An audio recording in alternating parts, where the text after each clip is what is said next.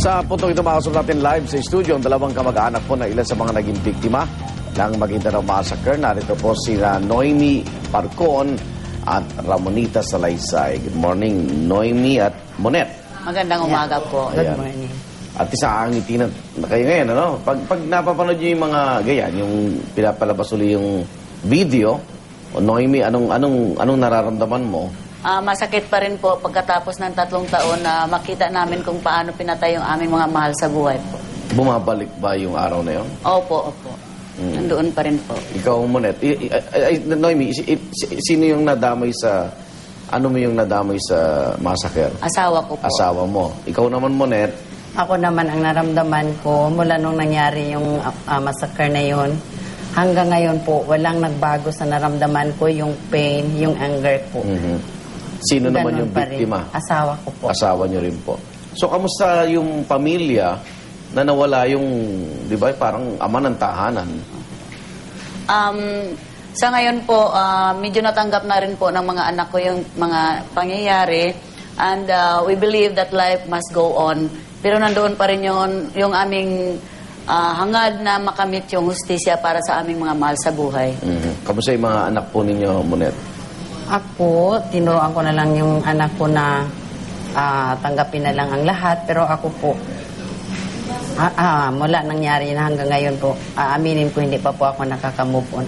Every time na makita po sa TV yung mga nangyayari, umiiyak pa po ako at naramdaman ko na parang hinihiwa yung puso ko po. Pero kayong dalawa na naiuwi niyo yung labi, no? Opo. Hanggang ngayon kasi may hinahanap pa rin, no? At doon sa pag-usad naman ng kaso, 3 taon nito, anong reaksyon ninyo? Sapat ba yung mga tulong mula sa iba't ibang sangay ng gobyerno man o pribado, no? Sa totoo lang po, hindi kami kontento sa pag-usad ng kaso. Masyado pong makupad.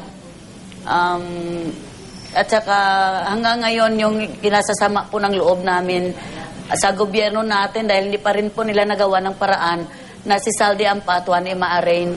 Pagkatapos po ng 3 taon, kahit na po na-dismiss na po ng korte natin, Supreme Court natin, yung petition nila na may pawalang sala siya, na hindi naalisin siya doon sa mga akusado.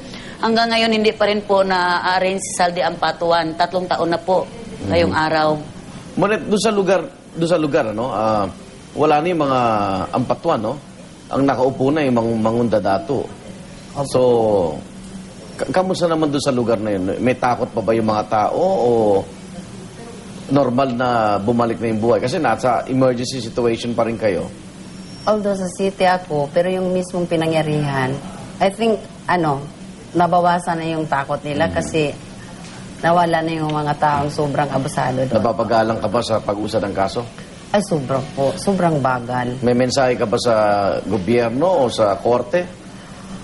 Alam niyo po, gusto kong manawagan sa Congress yung gumagawa ng batas at saka sa mga senators po na kung pwede po gumawa sila ng batas na yung mga heinous crime po, pwede bang gawing mabilisan? Hindi yung alam naman ng buong mundo kung gaano kabrutal yung pagpatay na walang kalaban-laban.